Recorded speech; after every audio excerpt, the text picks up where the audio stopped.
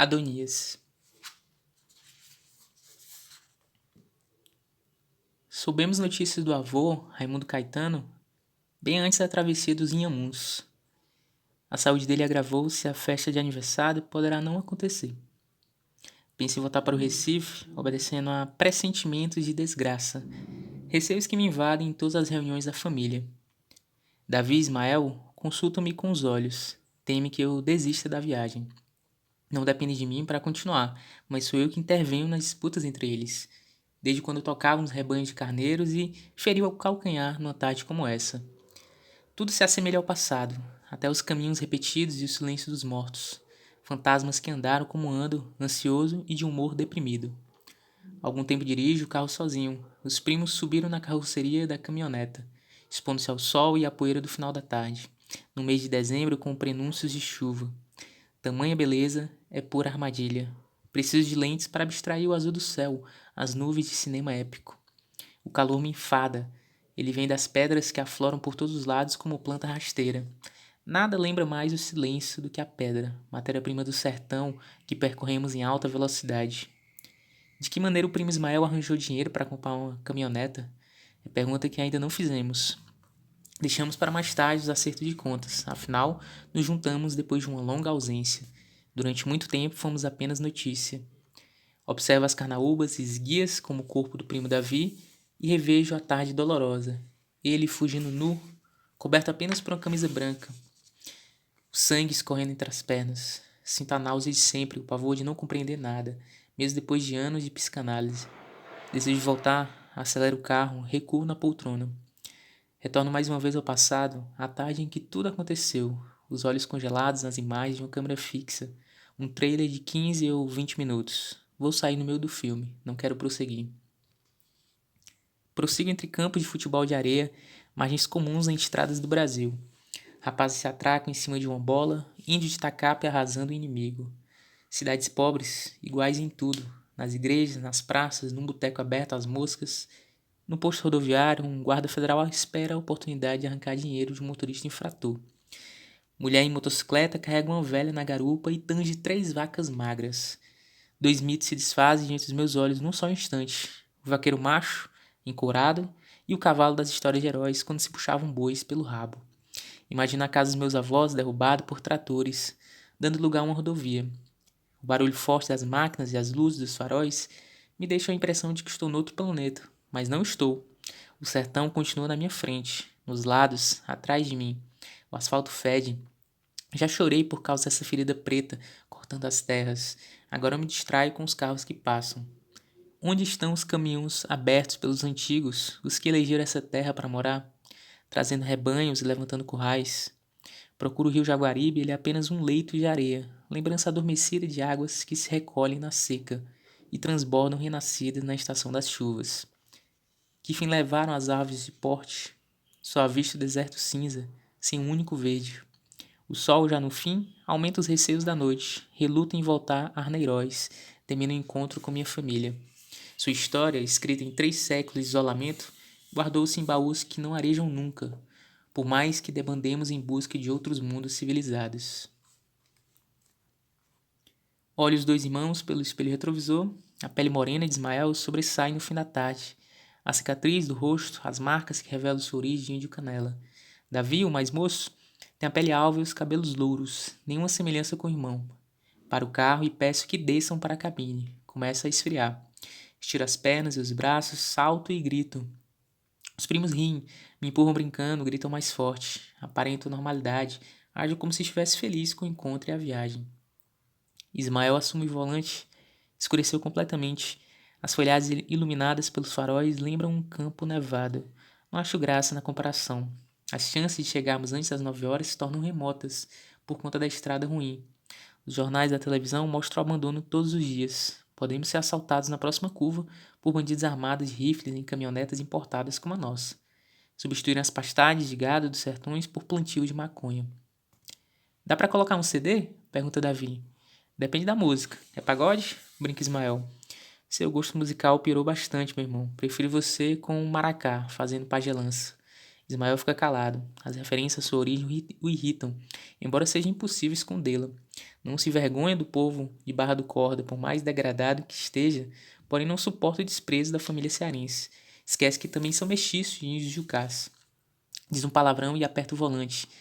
Imagina a caminhoneta atirada no abismo da próxima curva e Ismael decapitado.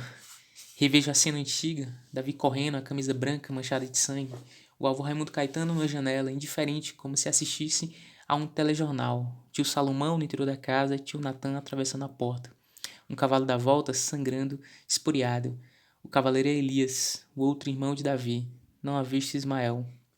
Grito como se acordasse de um pesadelo. Volto para o Recife, não quero ir para a Galileia, não vou. Ismael para a caminhoneta no meio da pista e me olha. Enlouqueceu, Adonias? Cansei dessas brigas de família e de bancar o juiz. Davi procura um disco e passa para mim. Escutem umas sonatas de Scarlett. Ival põe o disco e enfio no aparelho de CD. Sempre que ouço música, imagino me tocando e sendo aplaudido ao final. A sugestão das sonatas é de que chegam a uma casa que possui um piano na sala. Displicente, levanta a tampa do instrumento e experimenta a afinação. Alguém pergunta se sou pianista. Respondo com falsa modéstia que sim. Sento-me e toco. No êxtase do som do carro, rasgamos os sertões em alta velocidade. Maravilha o mundo lá fora, atenuado por um vidro fumê e pelo controle de temperatura. Esqueci para onde vamos, sala de recitais. Na plateia, os que eu mais desejo impressionar. Ruídos interferem nos sons do meu piano. Davi joga no brinquedo eletrônico, esquecido de que nos impôs as sonatas. Tomara que Ismael pare o carro e dê umas bofetadas nele. Um solavanco na caminhoneta, quase ficamos num buraco. As estradas não melhoraram desde que os antepassados trouxeram um piano do porto do Recife. Acho que estão piores, Ismael. Comento o meu grog com o devaneio musical. Imagino um instrumento frágil encomendado na França em cima de um carro de bois. Será que veio o mesmo piano para esse fim de mundo? Meu pai garante que sim. Vamos atravessar o riacho onde os bois atolaram com a carga. A música me deixa mais triste e infeliz. Relutei em vir para a festa. Nenhum dos meus irmãos aceitou fazer a viagem comigo, nem minha mãe, que há anos não encontra o pai e lhe devia essa obrigação de filha. Scarlett escreveu as sonatas para uma aluna, a princesa Maria Bárbara, filha de Dom João V. Ele não tinha a menor pretensão de fazer grande música, e fez. Elas são bem difíceis de executar. Você toca Scarlett? No momento estou sem treino, mas já toquei. São mais de 500 peças, todas obras-primas.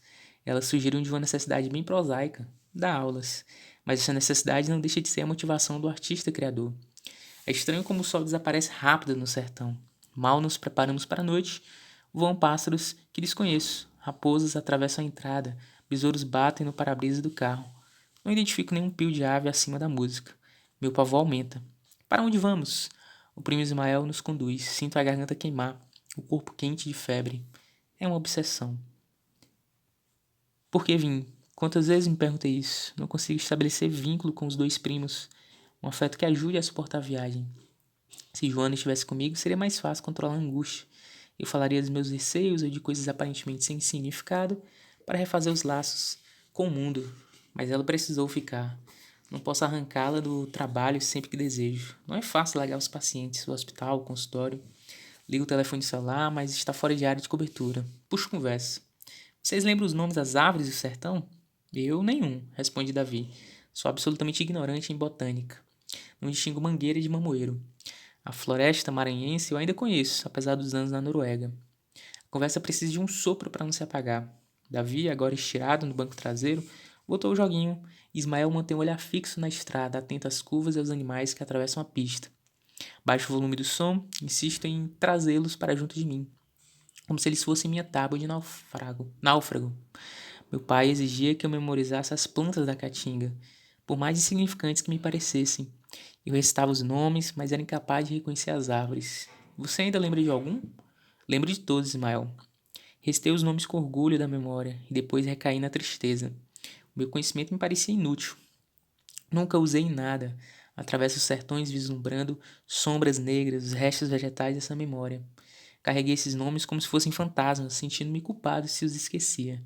Eles eram para mim como os mourões dos currais arruinados, sem uso desde que se esvaziaram de vacas e touros, troncos solitários teimando em ficar de pé no planalto sem pastagens.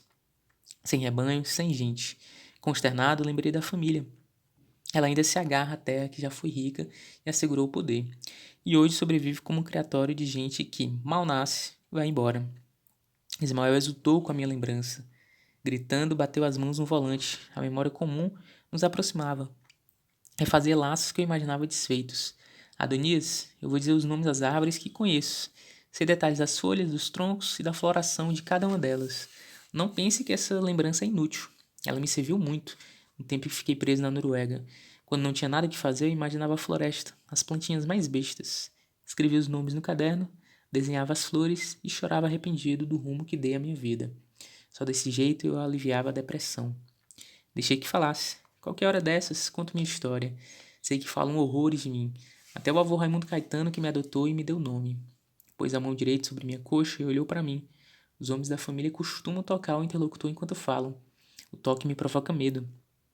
Não mudaram os meus sentimentos pelo primo desde que éramos pequenos. Sinto vontade de confiar nele, mas temo cair na armadilha. Se acreditasse metade do que os tios e primos falam dele, desceria do carro e continuaria a viagem a pé. Davi pede que eu substitua o disco. Agora nos empurra. Vocês falavam sobre o quê?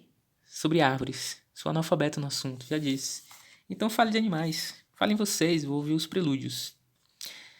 Nela nunca penetrou um raio de sol, mas assim eu gosto. O tom solene destoa da figura franzina, da gíria que o primo costuma falar. Dá para perceber que ele recita um texto decorado na escola. Passa um carro em velocidade. A luz do farol ilumina o rosto de Ismael. Davi joga no brinquedo eletrônico e eu tento mais uma vez o celular. Continua fora de área.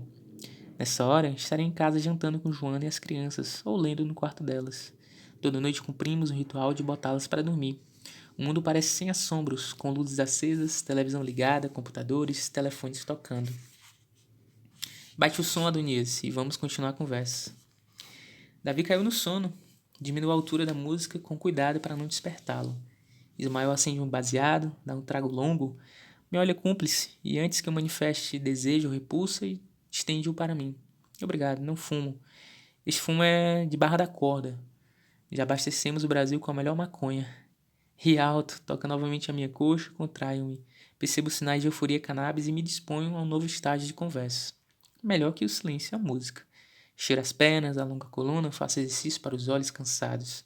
Proponho assumir o volante, pois não confio em bêbados e drogados dirigindo. Ficou com medo porque fumei? Calma, estou acostumada. Falo como médico, não é seguro. Relaxe, comigo nunca deu erro. Davi espreguiça lá atrás. Que cheiro é esse? Tinha que ser Ismael. Vocês não respeitam nem a doença do avô. E se ele tiver morrido? Vão chegar pro enterro assim? Eu não fumo, você sabe. Vá dormir, maninho, vá. Você é a melhor companhia do mundo quando dorme. E você é perfeito quando esquece que eu existo. Por favor, muda o script de Abel e Caim. Não gosto de moralista, você vai me dizer, irmão, que tocou de cabeça seca no barzinho de Nova York? Aposto que usa coisa bem mais pesada. Eu, pelo menos, só queimo erva. Vá se danar, Ismael. Que papo de maconheiro. Fale como vinha falando antes. Prefiro quando é meloso. E fique sabendo que não toquei em barzinho. Passaram informação errada pra você. Ah, desculpe, ironizou Ismael. Você tocou num pub. Adonias, lembra? Davi tocou num pub de Nova York para meia dúzia de pirados. Não vá aturar esse cara. Se ele é doido, sem maconha, quando fuma se torna insuportável. Por favor, Adonias, tire o meu disco. Retirei o CD, coloquei na capa e entreguei-o a Davi, que voltara a estirar-se no banco, fechando os olhos. Reassumi o anjo de passeio pela terra. Não era sem motivo que todos o preferiam a Ismael. Como se não bastasse sua natureza quieta, os cachos louros e os olhos vivos no corpo magro, a aura de pianista virtuoso, enchia a família de orgulho. Herdamos um gosto afetado pela música, um fetiche por pianistas, desde que o nosso mais remoto antepassado mandara buscar um piano na França. Ficamos em silêncio, olhando casas de luzes apagadas com antenas parabólicas nas cumeeiras dos telhados. Eram bem poucas no planalto extenso, multiplicando-se próximo às cidades. Desejei bater à porta de uma delas, dar boa noite às pessoas, xeretar o programa que assistiam. Não consegui imaginá-las atravessando a porta para os afazeres nos currais e roçados, depois de se intoxicarem de novelas. Despertados pela luz do farol, de vez em quando voam pássaros à nossa frente. Voam rasantes, ligeiros. Você disse alguma coisa? Ismael me pede conversa, mas eu só desejo olhar à noite. Estava me distraindo com os nomes dos pássaros daqui. Lembro-me de muitos, mas sou incapaz de reconhecer uma plumagem, um canto, um ninho. É outra memória inútil, guardada não sei para quê. Para quando for necessário. Nunca, então. Como médico, não preciso saber nomes de pássaros, pois eu costumo lembrar de tudo. Já falei de minha prisão? Por favor, deixe para me contar outro dia.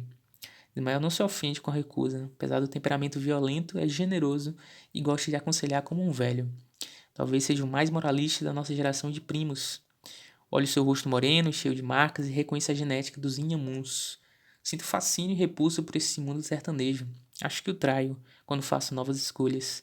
Para o avô, Raimundo Caetano, somos um bando de fracos. Fugimos em busca das cidades como as aves de arribação voam para a África.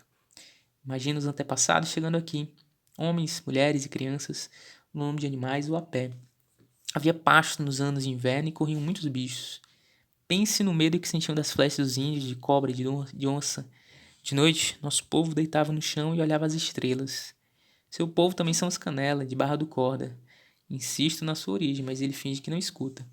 Comove-se com o discurso, fala das famílias aparentadas e compadres que tomavam posse da terra, levantavam casas de taipa e passavam os dias no campo. As mulheres se escondiam dentro de casa. Os machos pasturavam as reses, construíam currais, perseguiam e matavam os índios. E também se matavam, sobretudo pela posse da terra, para criar mais gado. Os primeiros fazendeiros matavam os índios, derrubavam árvores e pagavam os caçadores por cada 1000 periquitos ou papagaios que eles caçassem. Mas faziam isso para garantir os rebanhos da lavoura.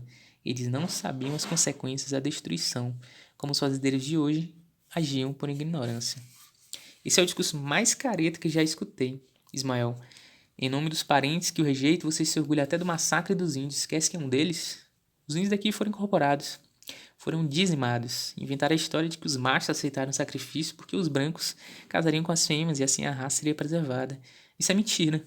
Escondemos a barbárie da colonização, os massacres e criamos atenuantes românticas. Propagamos a perfeita mistura de raças. Falei em tom debochado como um político discursando. Começava a perder a paciência com Ismael. Posso continuar? Atrair suas origens? Você é mais sabido do que eu, primo. Fez doutorado na Inglaterra, mas eu aprendi com os antigos da família, sozinho, por esforço próprio. Li os livros que você nunca se interessou em ler. Ainda bem. Assim, eu não falo que os antigos não tiveram responsabilidade pelas desgraças do nosso tempo. Erramos no passado e pagamos por isso. Erramos no presente e pagamos agora e pagaremos no futuro. Seu oitavo avô, Bernardo Duarte Pinheiro, é tão culpado pela poluição do Rio Jaguaribe quanto os mineiros de Mato Grosso são culpados pela poluição do Pantanal. Percebi minha irritação e baixei o tom. Ismael desejava me impressionar. Ninguém o levava a sério, a não ser eu, um possível aliado. No começo, uma rez era mais importante do que um filho. Se uma vaca morria, fazia falta rebanho. Um menino não. Numa noite como essa, o homem subia apressado na mulher. Jogava a semente dentro dela e pronto, estava providenciada a substituição. Nossa gente pensava assim, tenho certeza. Você sente saudade desse tempo? Sinto. É estranho, nem dos Inhamuns você é. Passou a maior parte da vida no Maranhão e depois na Noruega. Tive de ouvir as teorias de Ismael sobre a povoação dos sertões por uma raça mestiça mais resistente ao clima, feito gado pé duro que os antigos traziam. Felizmente a conversa esfriou, eu estava sem ânimo para mais discussões. Não me sinto seguro teorizando sobre a história do Brasil. Sou incoerente, não tenho posições firmes. Paramos na estrada, para mijar, o motor do carro ficou ligado, os faróis acesos. O cheiro bom de mato entrou pelo meu nariz, trazendo lembranças de nomes de plantas. Deletei a memória. Ismael e eu botamos. Davi afastou-se devagar, como se fosse embora, a camisa larga, costurada para outro corpo, que não o dele, balançando ao vento. Aracati. Lembro o nome dos ventos. Terral, Aracati, Nordeste, Graviúna. Ismael mija forte. Os cavalos mijam assim. Baixam as pernas traseiras e disparam um jato potente, furando o chão, formando um riacho que sorre para longe. Sobe um cheiro sufocante. Deleta a memória novamente. Davi caminha por cima do acostamento mal conservado. Os faróis perdem luz sobre ele. Mas avisto quando baixa as calças, expondo a bunda branca. Repete-se diante dos meus olhos a cena antiga. Mais uma leitura de livros aí. Hoje lendo o livro Galileia, romance de um cearense, Ronaldo Corrêa de Brito. E é isso. Não esqueça de deixar seu like, dê uma passeada nessa playlist de leitura de livros, que é bem bacana. E prove que ouviu esse vídeo até o final. Deixa aí a palavra Arneiroz.